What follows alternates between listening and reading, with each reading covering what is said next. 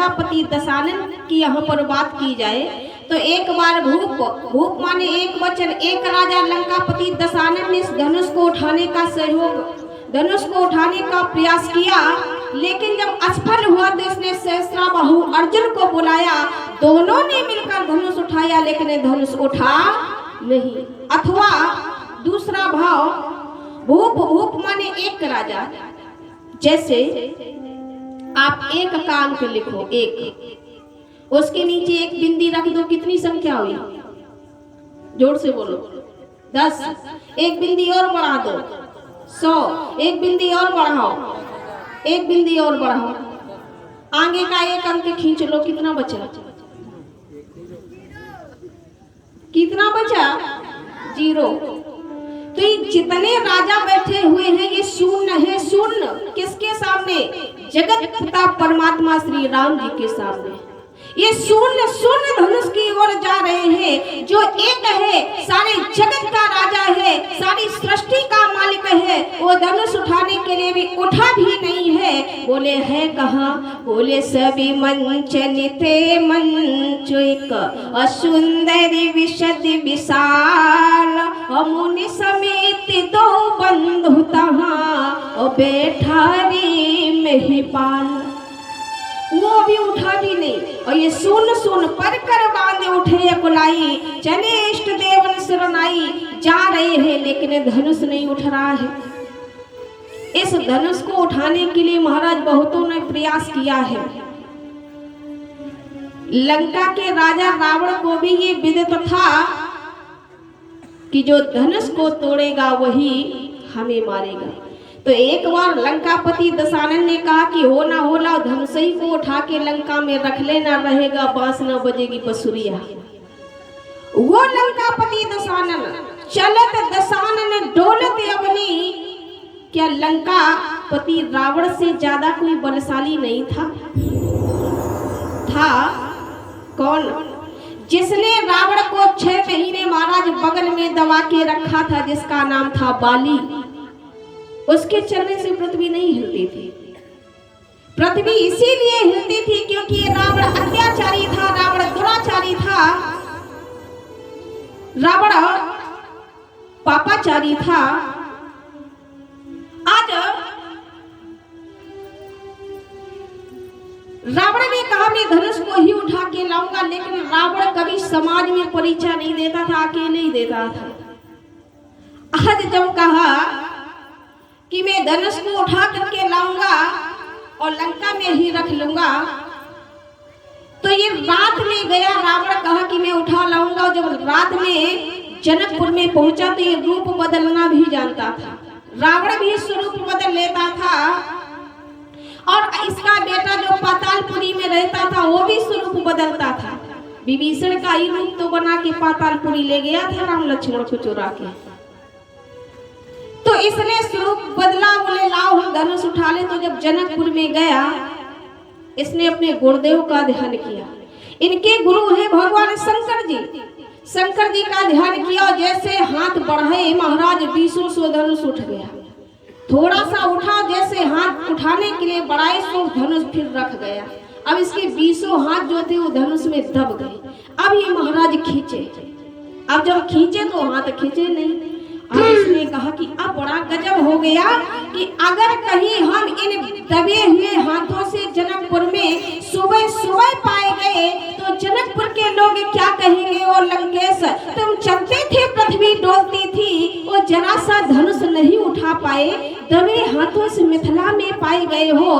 तो इसने फिर धीरे धीरे अपने गुरुदेव का ध्यान किया, और जब फिर महाराज शंकर जी का ध्यान किया तो शंकर जी ने कहा नो एंट्री, अब मैं तुम्हारी मदद नहीं करूंगा। क्योंकि आपने देखा होगा जितने भी राम जी के मंदिर हैं, कृष्ण के मंदिर हैं, दुर्गा के मंदिर हैं, काली माता के मंदिर हैं, सारे मंदिर 9-10 बजे बंद हो जाते हैं। मात्र एक भोलेनाथ का ऐसा मंदिर है, मानो भोलेनाथ घोषणा कर रहे हैं कि अगर रात में किसी भक्त को जरूरत पड़ जाए तो सबके मंदिर बंद, लेकिन चिंता ना करो हमारा खुला रहेगा। रात बिरात 2 बजे, 2:30 बजे, 3 बजे, जब भी तुम्हें अगर मेरी आवश्यकता पड़े तो मेरा मंदिर खुला है। देखा होगा कि शंकर जी के ज्यादातर मंदिर खुले में होते हैं। तो आज शंकर जी का जब ध्यान किया कि गुरुदेव हमारी मदद करो, शंकर जी ने कहा मैं नहीं करूंगा, गुरुदेव बड़ी बेइज्जती हो जाएगी सवेरे सवेरे। तो कहा कि मैं क्या करूं? बोले मैं ये धनुष किसी और को समर्पित कर चुका हूं। बोले किसे? बोले अयोध्या के राम जी को मैं धनुष समर्पित कर चुका हूं। और एक बात ध्यान रखना, लंकेश जिस धनुष को तोड़ देगा वही तुम्हें मारेगा, तो मैं तो तुम्हें नहीं छुड़ा सकता हूँ। अगर इस धनुष से अपने हाथ खींचना चाहते हो तो अयोध्या में इस समय राम जी का अवतार हो गया है और इस पृथ्वी पर प्रभु का आगमन हो गया है, और उन्हीं भगवान राम का यदि तुम ध्यान करोगे तो हो सकता है कि धनुष से तुम्हें मुक्ति मिल जाए। तो इसलिए क्या है कि राम जी का ध्यान किया, और जैसे ही राम जी का ध्यान किया तो क्या हुआ कि जय जय श्री रामचंद्र अवध के दुलारे, जय जय श्री रामचंद्र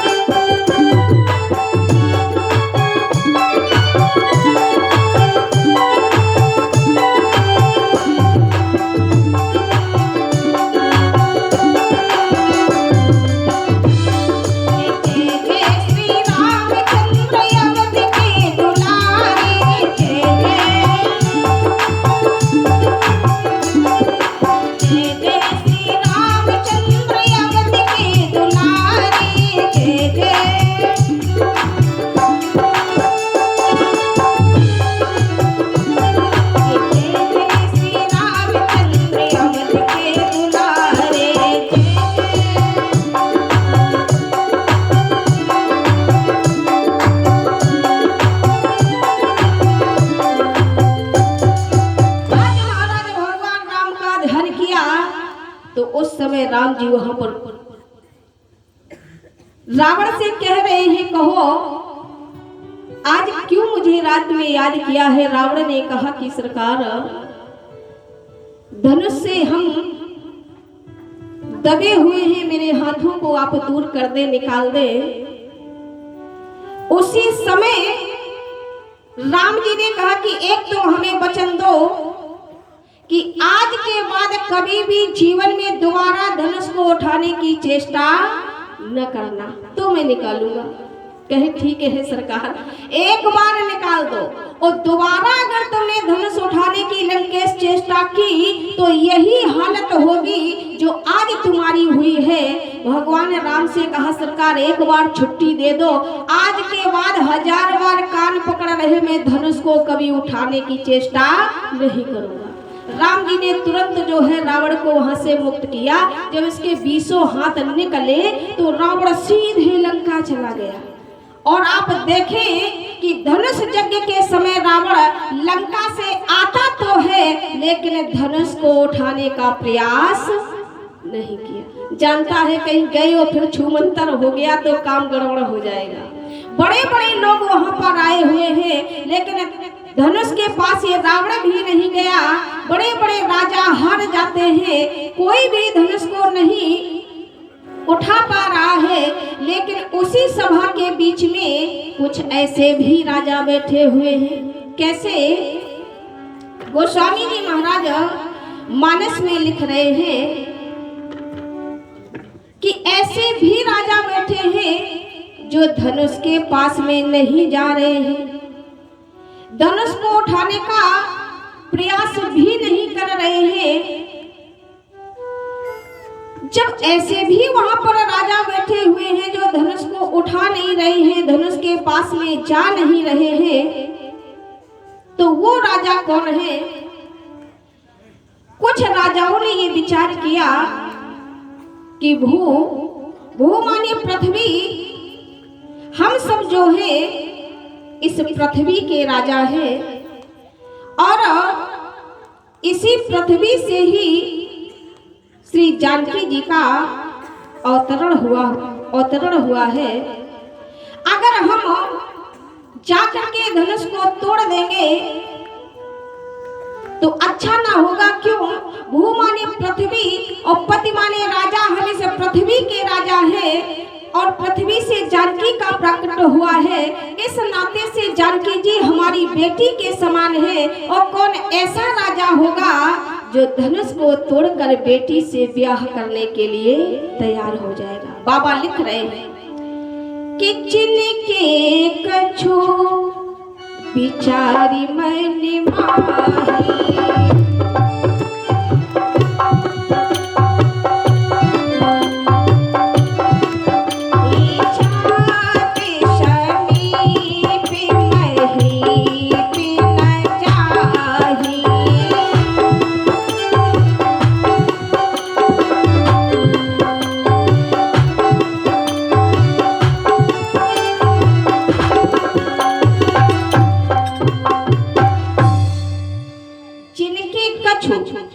किसी किसी के मन में यही भाव था, जिनके कछु विचार मन माही तो चाप समीप महीप न जाही।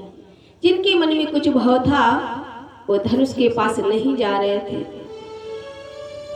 आज जब धनुष उठ ही नहीं रहा है, सबके मुखारबिंद पर धीरे धीरे ऐसा लग रहा है कौन तोड़ेगा, किससे टूटेगा, कब टूटेगा। धनुष भी ना हिल रहा है ना उठ रहा है, अपनी जगह पर स्थिर है। एक त्रेता युग में भगवान ने धनुष तोड़ा है और एक द्वापर युग में भगवान ने धनुष तोड़ा है। एक के टूटने में सुख है, एक के नहीं टूटने में सुख है। जनक जी कहते हैं जितनी जल्दी ये टूट जाए उतनी जल्दी आनंद बरस जाए। वो कंस कहता है जब तक धरा रहे तभी तक आनंद है। एक धनुष को भगवान ने दाहिने हाथ से उठाया है, एक धनुष को बाएं हाथ से उठाया है।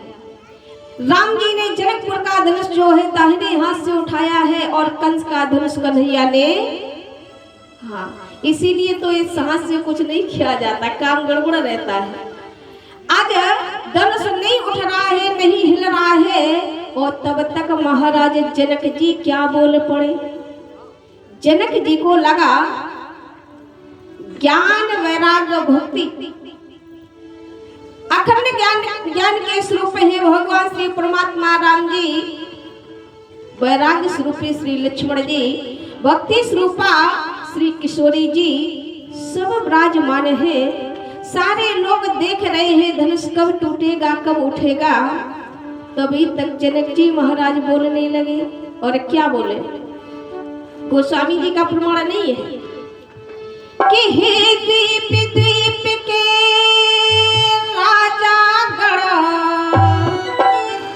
और हमें किसे कहे बलशाली हो, और हमको तो यह विश्वास हुआ और पृथ्वी वीरों से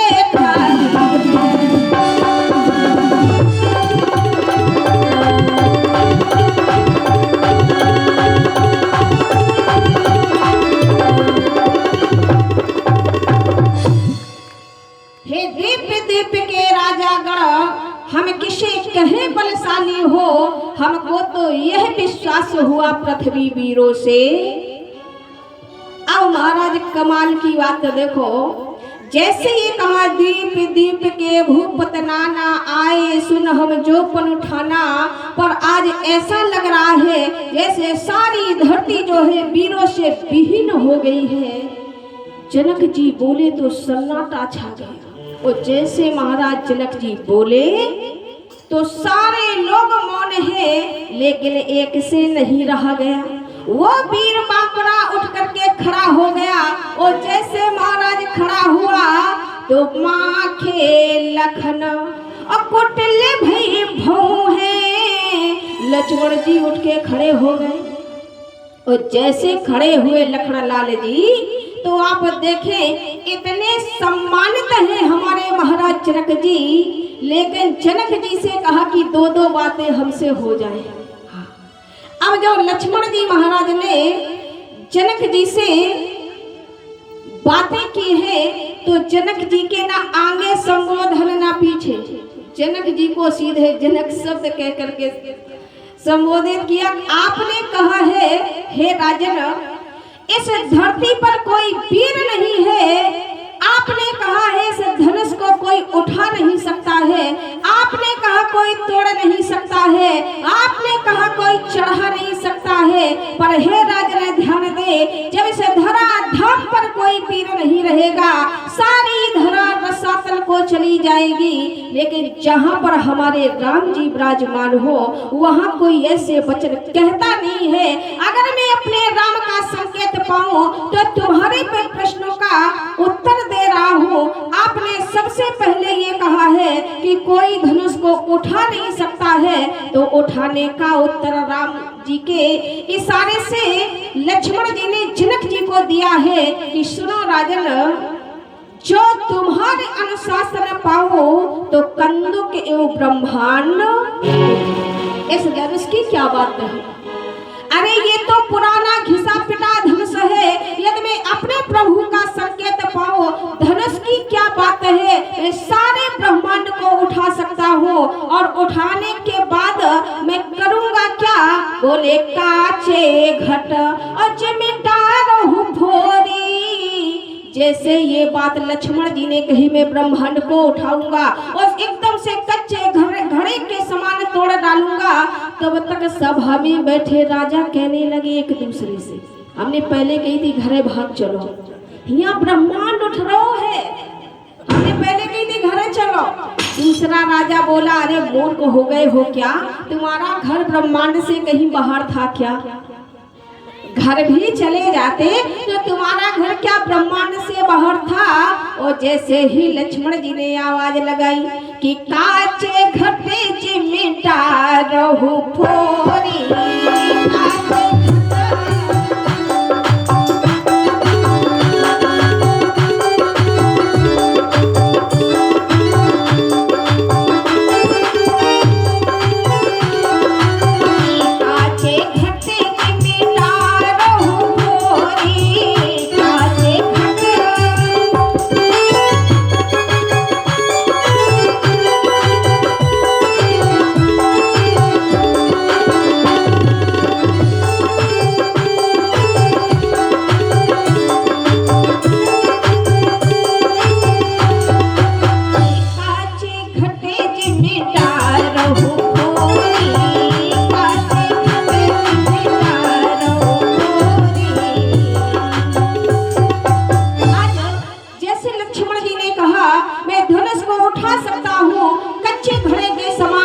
मैं से तोड़ सकता हूँ।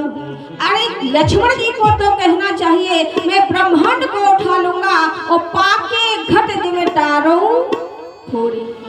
कच्चा घड़ा क्यों कहा? क्योंकि लक्ष्मण जी जान रहे हैं कि अगर कच्चा घड़ा एक बार टूट जाता है तो मिट्टी बनकर के पुनः बनने के काबिल रहता है, और कहीं पक्का घड़ा टूट गया तो फिर बनने के काबिल। लक्ष्मण जी वहां संकेत दे रहे हैं कि अगर इस मिथिला में काचे घट जिम्मेदार थोड़ी मैं कुछ कर भी दूंगा, तो रचनाकार हमारे बगलई में राम जी बैठे हैं, जिनके रोम रोम में हाँ ब्रह्मांड, ऐसे हमारे भगवान बोले काचे घट जिम्मेदार थोड़ी। आप कह रहे हो कोई उठा नहीं सकता, और हे महाराज आपने कहा है कोई धनुष को चढ़ा नहीं सकता, तो राजन चढ़ाने का उत्तर सुनो। बोले कमल नाल और जिम्मे चाप चढ़ावो, और जो जन सत्य प्रमाण ले धावो। मैं उठा सकता हूँ, चढ़ा सकता हूँ, और आपने कहा कोई तोड़ नहीं सकता है, तो हे राजन बोले तो रहु क्षेत्र के दंड जिम और तो प्रताप बलनाथ। मैं तोड़ भी सकता हूँ।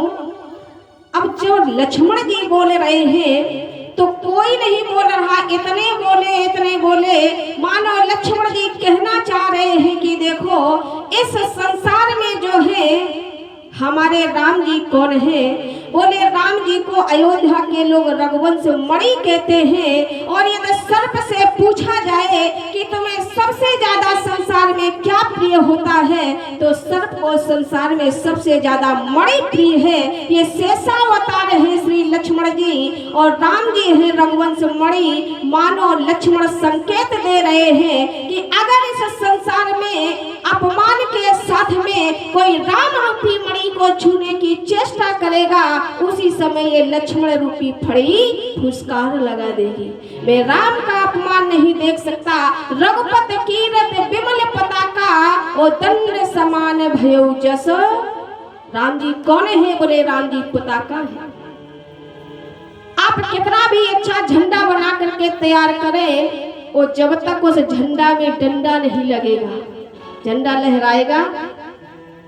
राम जी जब पताका है तो लक्ष्मण जी डंडा है। मानो आज लक्ष्मण जी कह रहे हैं कि जब तक ये लक्ष्मण राम जी के साथ में रहेंगे, तब तक राम राघव की पताका संसार में मैं झुकने नहीं दूंगा।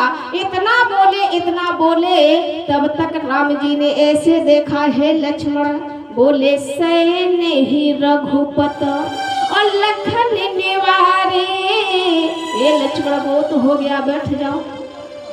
और बैठते बैठते लक्ष्मण जी ने एक ललकार और लगा दी। क्या? कि रघुवीर राम जी के होते और अनुचित वाणी कह डाली है, और ये सब भद्र से और लगते हैं और पृथ्वी वीरों से खाली है।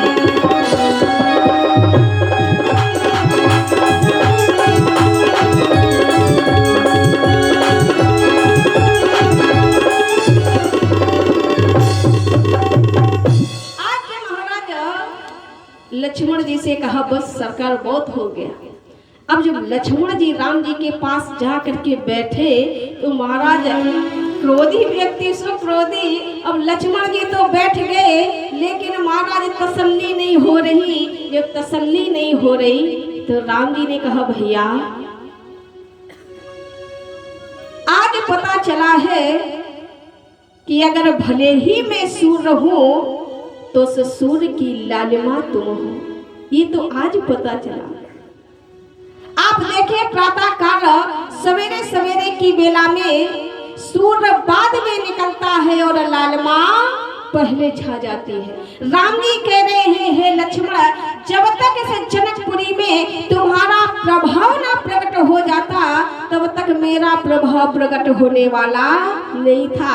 अब लालिमा छा गई है मिथिला के अंदर, और जब लालिमा छा गई है तो राम रूपी सूर्य को अब प्रकट होना पड़ेगा। वो है महाराज वीर वाक्य श्री लक्ष्मण जी।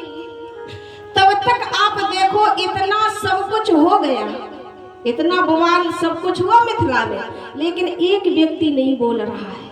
कौन? विश्वामित्र। मूर्ख तो थे नहीं बाबा, बढ़िया थे, महामुनि थे, ज्ञानी थे, पर बोल नहीं रहे हैं। क्यों नहीं बोले?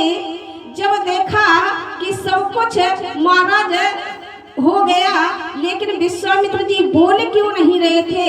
गोस्वामी जी बाबा मानस में संकेत कर रहे हैं कि विश्वामित्र जी क्यों नहीं बोले। और जब बोले विश्वामित्र जी तो कब बोले हैं कि विश्वामित्र समय शुभ जानी, और बोले अति स्नेह में बानी।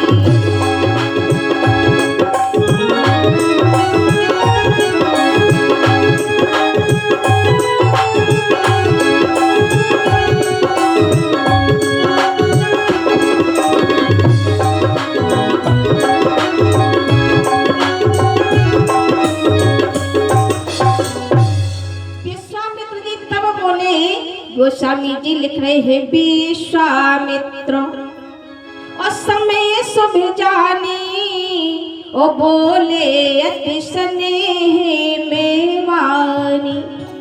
जब शुभ समय आया तब बाबा बोले। शुभ समय क्या जाना विश्वामित्र जी ने? सबसे पहली बात तो धनुष को पकड़े हैं मैया पृथ्वी, धनुष को पकड़े हैं भगवान शंकर, धनुष पर बैठा है राहु। अनेकानेक प्रमाण है, पर कुछ देखें पृथ्वी मैया धनुष को क्यों पकड़े हैं। जब महाराज जनक जी ने कहा जो धनुष को उठाकर तोड़ देगा मैं उसी के साथ जानकी का विवाह कर दूंगा, पृथ्वी मैया ने कहा हम सारी शक्ति से चपक जाएंगे और जब तक जानकी के योग पर नहीं आएगा तब तक हम धनुष नहीं छोड़ेंगे। पृथ्वी मैया पकड़े हैं, भगवान शंकर क्यों पकड़े हैं। जैसे आज महाराज जनक जी ने कहा जो धनुष को तोड़ेगा तो हम जानकी का विवाह कर देंगे, गौरा मैया शंकर जी के पांव पड़ गई, जल्दी भागो। कहे क्यों, धनुष को पकड़ के बैठो। कहे क्यों, हमने जानकी जी से कहा मन चाहे राजू मिले सोबर। ओ कहीं किसी राजा ने धनुष तोड़ दिया, हमारी पूजा बंद, हमारी पूजा बंद, सो जाओ जल्दी जाओ। शंकर जी ने कहा हम नहीं जाएंगे। का महाराज ध्यान ना दो, भस्मासुर जैसे लोगों को तुम भी नहीं विचारते हो, वरदान देते हो, आज हमारी बात फंसी तो नहीं जाओगे। शंकर जी ने कहा देवी जाएंगे, काहे तो टिक्कर पाने हैं, नहीं जाएंगे, कल से वो भी बंद है। जाएंगे तो शंकर जी धनुष को पकड़े हैं। रावण जब धनुष से निकल करके लंका भागा था तो रावण ने एक काम किया था, दुष्ट सो दुष्ट, कि हमसे बना न बना काम, हम अब तो धनुष को तोड़ नहीं पाएंगे। लेकिन राहु से कहा कि जाओ धनुष पर जाकर के बैठ जाना और कोई भी राजा धनुष को ना तोड़ने पाए, और इसके बाद जब कोई ना तोड़ पाएगा मेरे लंका में आओगे तो तुम जो कहोगे हम देंगे। तो राहु ने कहा महाराज ये बताओ कितनी देर बैठे रहे। कहे जब सभा खत्म हो जाए तब तुम भी चले आना। तो राहु तो देव रूप में था, किसी को दिख तो था नहीं रहा था, वो तो चुपचाप आया और धनुष पे बैठ गया। लेकिन जब महाराज जनक जी ने कहा कि वीर विहीन मही में जानी, ऐसा लगता है कि कोई अब पृथ्वी पर नहीं रहा है, तजहु आस निज निज ग्रह जाहु और लेखा न विध देहि विवाहु। इसका भी ये तोड़ मरोड़ कर दिया जाए। तजहु आस, क्या जनक जी ने राजाओं से, जनक जी ने किससे कहा है तजहु आस निज निज ग्रह जाहु? दुखी होकर के कहा कि सुखी होकर के कहा? कैसे कहा? गोस्वामी जी की लेखनी देखो। महाराज जनक जी भली भांत जान रहे हैं धनुष कौन तोड़ेगा, तो उन अभिमानी राजाओं को संकेत कर रहे हैं तजहु आस, ओ अभिमानी राजाओं इस इच्छा का त्याग कर दो कि जानकी जी का विवाह हमारे साथ होगा। तजहु आस, छोड़ दो इस आस को और निज निज ग्रह जाहु, अपने हृदय में झांक करके देखो तुम्हारे जैसे अभिमानी राजाओं के हृदय में किस्मत में ब्रह्मा जी ने सीता जी का विवाह लिखा।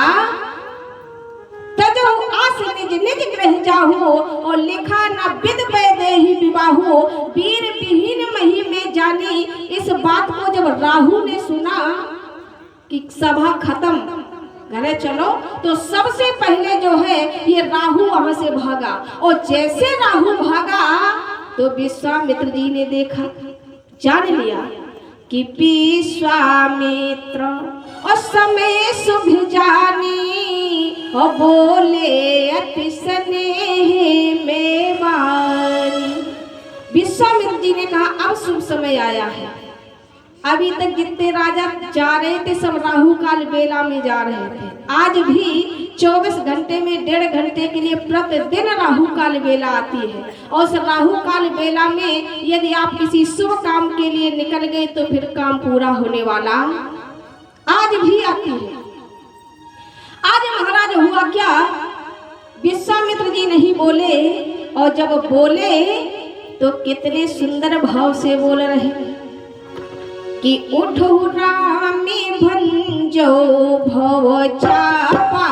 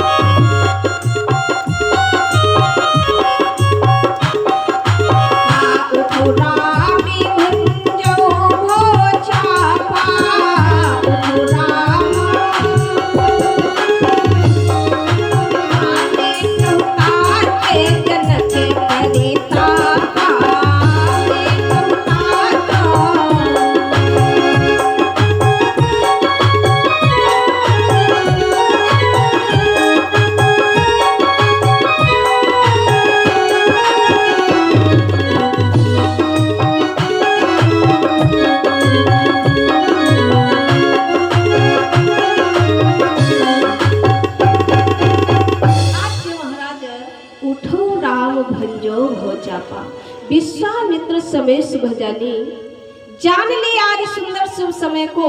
और आज भी समाज में बहुत से कुछ लोग ऐसे होते हैं जो बूढ़े लोग बात कहते हैं, नए लोग मानने को तैयार नहीं होते हैं। क्यों नहीं मानने को तैयार होते? क्योंकि बूढ़े लोगों में और नए लोगों में थोड़ा सा फर्क होता है। नए लोग जब भी बोलते हैं तो जोश से बोलते हैं, और बूढ़े लोग जब भी बोलते हैं तो होश से बोलते हैं। बस इतना ही फर्क है। नए जोश में बोलेंगे, बूढ़े होश में बोलेंगे। होश में क्यों बोलते हैं? क्योंकि उनके पास अनुभव होता है। एक गांव में एक बेटा का विवाह तय हुआ। बेटी वाले ने ऐसा सम्मान विवाह तय किया, और जब विवाह के 2 दिन रह गए, इस उदाहरण को बहुत ध्यान से सुनना। जब 2 दिन रह गए तो बेटी के पिता ने एक पत्र लिखा। पहले पत्र लिखा जाता था, अब तो BA में महाराज करे घूम रहे। पत्र लिखने का कायदा पता नहीं है, ऊपर का लिखे नीचे का लिखे, भूल गए। एक बड़ा सुंदर पत्र लिखा और अपने यहाँ के एक सेवक को दिया और कहा, जाओ बेटा के पिता को ये पत्र थमा देना। जैसे बेटी के यहाँ से पत्र आया, बेटा के पिता को मिला, पत्र खोला गया, पत्र पढ़ा जा रहा है। उसमें साफ साफ शब्दों में लिखा हुआ है कि मेरी बेटी के यहाँ बारात में एक भी बूढ़ा नहीं आना चाहिए, सब नए नए आए। अब तो पिताजी का दिमाग खराब। 2-4 लड़का दौड़त भई आए, बाबा क्या हुआ? बोले का पत्र आया है जिसमें साफ साफ शब्दों में लिखा है कि मेरे बारात में एक भी बूढ़ा नहीं आना चाहिए। लड़का सो लड़का जोश भरे, उन बच्चों ने कहा कोई बात नहीं बाबा, लड़के लड़के जाएंगे और बहू को लेकर के आएंगे। कहा ठीक है। वो भी 2 दिन बीत गए, और जब बारात तैयार हुई तो सब नए नए 20-30 के बीच के लोग तैयार हुए। बारात तैयार हुई, दूल्हा तैयार हुआ, बारात चली। और जिस समय बारात चलने लगी तो दूल्हा का नाना जो था उसने एक हाथ जोड़े, चाहे जैसे हमें ले चलो। बहुत दिन से ये आंखें तरस रही थी अपने नाती का विवाह देखेंगे।